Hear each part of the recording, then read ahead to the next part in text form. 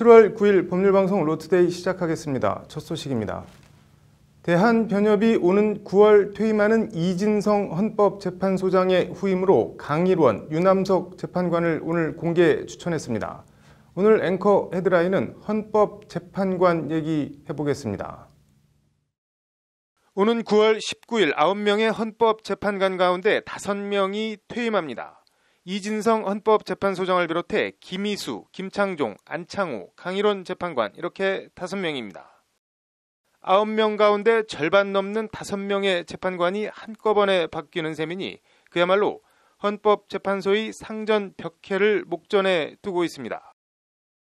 관련해서 오늘 변협이 헌법재판소장과 헌법재판관 후보들을 공개 추천했습니다. 일단 이진성 헌법재판소장 후보로는 현 강일원 재판관과 유남석 재판관을 추천했습니다. 강일원 재판관의 경우 오는 9월 퇴임하는데 변협에서 헌법재판소장 후보로 추천했습니다. 헌법재판관의 경우 6년 연임이 가능한데 연임을 시켜서 헌재 소장으로 지명하라는 취지인 듯합니다. 변협이 헌재 소장 후보로 추천한 또 다른 재판관 유남석 재판관은 지난해 11월 문재인 대통령이 퇴임한 박한철 전 헌재소장 후임 재판관으로 지명한 인물입니다. 현재까지 문재인 대통령이 지명한 유일한 헌재 재판관이니만큼 실질적으로 이번에 헌재소장으로 지명될 가능성이 높습니다. 변협은 헌재소장 후보 추천 외에도 퇴임하는 5명의 헌재 재판관 후보로 김용원 전 헌재 사무처장, 성낙송 사법연수원장, 남영두 연대 로스쿨 교수, 양정숙 변호사, 조현욱 변호사 등 13명을 공개 추천했습니다. 구구절절히 다 읽어드리지 않아도 변협의 추천사를 보면 다들 자격이 차고 넘칩니다. 대통령 탄핵 심판 사건과 대체복무제 없는 병역법 헌법 불합치 결정에서 보듯 헌재의 결정은 대한민국 사회와 국가 전체에 영향을 미칩니다. 모쪼록 국민의 눈높이에서 법치주의와 민주주의, 국민의 기본권, 헌법적 가치를 충실히 구현할 수 있는 헌재 재판관들이 지명되길 바라봅니다. 앵커 헤드라인이었습니다.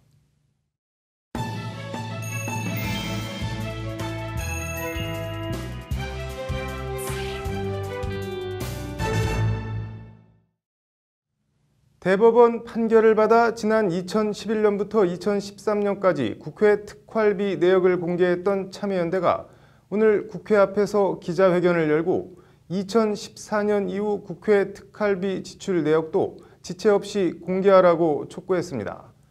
궁극적으로는 국회 특활비를 폐지하라는 게 참여연대의 주장입니다. 타당한 주장인지 일종의 오버인지 현장을 장한지 기자가 취재했습니다. 국회 특활비 지출 내역 즉각 공개하라! 공개하라! 공개하라! 공개하라! 참여연대의 주장과 요구는 명확합니다. 지난 5년간 국회 특활비 사용 내역을 공개하고 국회 특활비 자체를 폐지하라는 겁니다. 특활비는 정보나 수사, 이에 준하는 기밀을 요하는 정부 부처 활동에 필요한 예산인데 국회는 해당 사항 없음이라는 게 참여연대의 주장입니다. 국회 활동은 특수활동비 지출 대상이 될 수 없습니다. 그리고 국회와 정당은 이미 다양하고도 충분한 입법적 정책적 지원과 업무 경비를 받고 있습니다. 국회 특수활동... 실제 법원 판결을 받아 공개된 지난 2011년부터 2013년까지 국회 특활비 사용 내역을 분석한 결과 용도 자체가 불분명함에도 특별한 용처 없이 특활비가 관행적으로 지급된 걸로 나타났습니다. 특활비가 눈먼 쌈짓돈, 국회의원들의 제2의 월급처럼 남발됐다는 겁니다. 아예 수령인이 농협은행이라는 황당한 경우도 있습니다.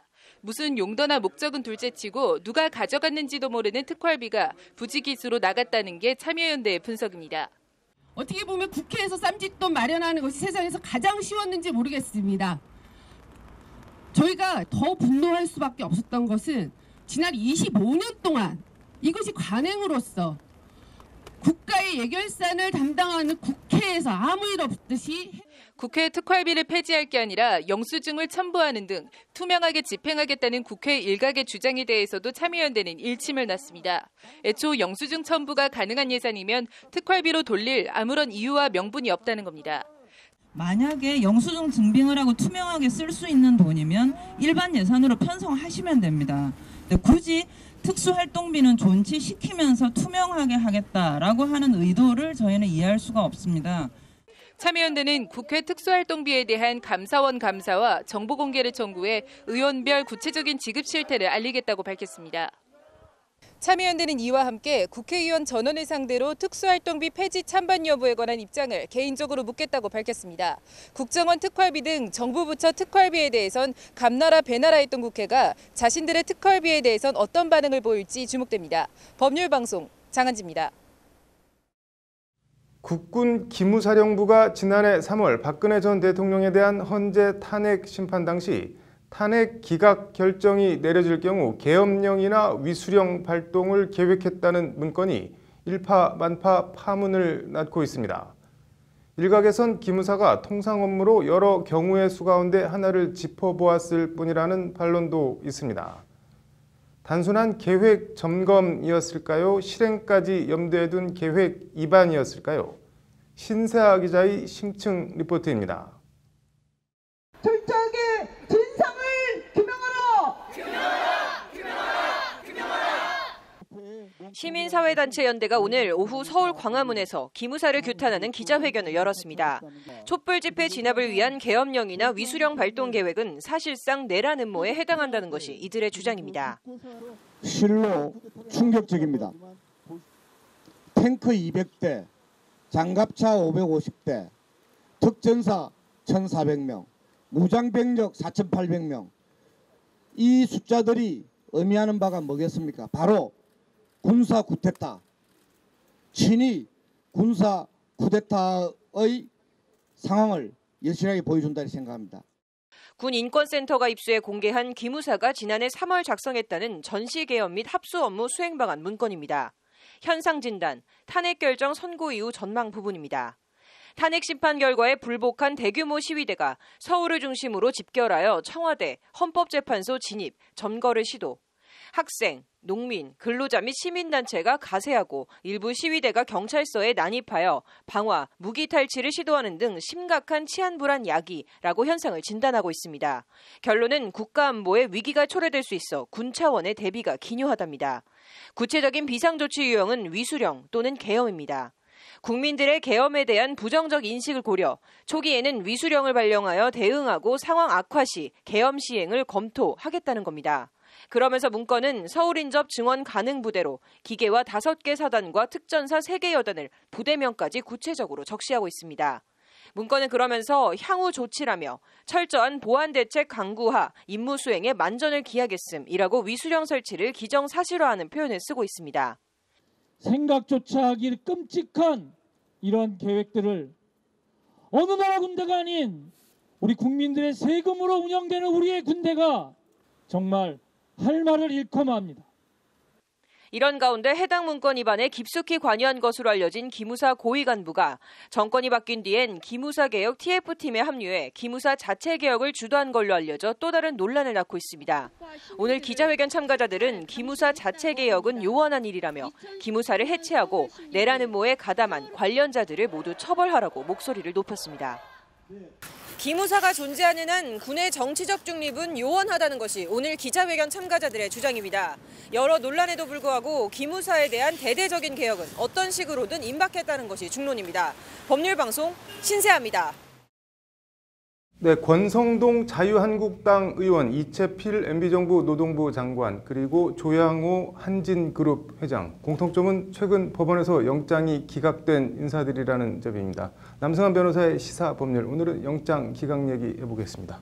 남 변호사님, 이분들 강원랜드 채용 청탁 비리부터 시작해서 특가법상 배임 횡령까지 혐의도 다양한데 다 기각이 됐는데 기각 사유들이 비슷하죠? 예, 기각 사유 다 대동소이합니다. 네. 피의 사실에 다툼의 여지가 있다. 그리고 이제 이채필 전 장관의 경우에는 범죄 소명이 부족하다 이렇게 네. 하고 있습니다. 기각할 때 사유는 거의 대동소이합니다. 어느 경우에라도. 네. 다툼의 여지가 있다. 특히 범죄 혐의 소명이 부족하다. 이거는 사실은 재판 가봐야 진다. 이런 취지 아닌가요? 어떤가요? 이게 좀 애매합니다. 네. 영장을 기각하는 경우에 특히 다툼의 소지가 있다거나 방어권 보장의 필요가 있다 이렇게 얘기하는 경우라고 해서 이 사건은 본안에 나중에 갔을 때 무죄를 받겠구나 이렇게 네. 생각했다가는 큰 오산 네. 다른 결과가 나오는 수가 많습니다. 실제로 영장 기각을 받아본 사례에서 저 같은 네. 경우에도 유죄 판결을 받은 경우가 상당히 있어서 네. 이것만 가지고 유무죄를 판단하기는 어려운 것 같습니다. 네. 검찰은 영장이 기각된 데 대해서 엄청 반발하는 것 같던데 어떤가요? 네, 뭐 권성동 네. 의원의 영장이 기각됐을 때에는 이례적으로 언론에 뭐 법원에 뭐 영장 실질 심사서까지 보여주기도 했고 네. 또 뭐 이채필 전 장관 기각됐을 때에는 뭐 다른 의도가 있는 것 아니냐 이런 아주 이례적인 반응이죠. 그런 반응까지 네. 내면서 굉장히 크게 반발하고 있습니다. 그런데 이렇게 보통 검찰이 청구되는 영장이 기각되는 경우가 일반적인가요? 아니면 상대적으로 드문 편인가요? 상대적으로 영장 기각률은 굉장히 낮습니다. 네. 저희가 소위 이런 사건 말고 중요 사건 말고 일반 사건이라고 해야 될까요? 그런 구별이 네. 없긴 하지만 일반 사건을 저희가 하면서 영장이 기각되는 사례가 워낙에 낮기 때문에 네. 변호인들로서는 영장을 기각시켰다 이러면 그 자체로 굉장히 환호작약할 일이고 아주 기뻐할 일이기는 합니다. 네. 그런데 이제 이 경우에 지금 뭐 통계가 나와 있는데 뭐 대략 한 20% 정도가 영장이 기각된다 이렇게 네. 나와 있습니다. 뭐 5건에 1건 정도로는 영장이 기각된다는 건데 저희가 느끼기에는 그거보다도 더 네. 많이 그 영장이 발부되는 것 같거든요. 네. 뭐 이른바 중요 사건 뭐 구분은 없다고 하는데 아무튼 뭐 이렇게 사회적으로 이목이 높은 걸수록 검찰도 나름 좀 더 뭐 신경을 써서 영장을 청구할 텐데 이렇게 계속 기각이 되는 거예요. 뭐 어떻게 봐야 되는 건가요? 네, 뭐 중요 사건 영장 기각 이제 네. 이런 건데요. 뭐 예를 들면 뭐 대표적으로 삼성전자 네. 그 노조 와해 의혹 사건의 경우에 13번 청구했는데 계속 기각됐지 않습니까? 네. 이런 것들을 두고 이제 얘기를 하는데 아무래도 이슈가 되고 있는 사건 이런 경우에는 그 피의자들이 무죄를 다투고 있는 경우가 많습니다. 네. 자백하는 경우와 무죄를 다투고 있는 경우에 영장 발부율은 아무래도 차이가 있을 수밖에 없고요. 그 다음에 중요 사건, 뭐 네. 다 중요한 사건입니다. 사실은 중요 사건의 경우에는 검찰도 신경을 쓰지만 법원도 구속의 요건 등에 대해서 더 엄격하고 원칙적으로 네. 판단한다 이렇게 볼 수도 있을 것 같습니다. 이게 뭐 무자르듯 일도 양단식의 대책은 좀 힘들어 보이는데 그래도 뭐 어떤 개선점이나 뭐 이렇게 가야 되지 않나 방향이 있다면 뭐가 있을까요? 저희가 일반 사건, 중요 사건 뭐 이런 얘기를 네. 아까 했습니다만 모든 피의자들에게 자기 구속 사건은 일생일대 최고 중요한 사건입니다. 네. 일반 사건에서도 좀 더 지켜줬으면 해서 네. 예를 들어 일반인 보통 사건의 경우에도 영장이 기각될 가능성이 있다 이런 기대를 조금이라도 더 높인다면 중요 사건 또는 중요 유력 정치인에 대한 사건에서의 기각률에 대해서도 더 할 말이 생기지 않을까 그런 생각입니다. 네. 아무튼 뭐 일반인들이 보통 사람들이 좀 납득할 수 있는 결정들이 나왔으면 좋겠네요. 오늘 잘 들었습니다. 네, 다음 소식입니다.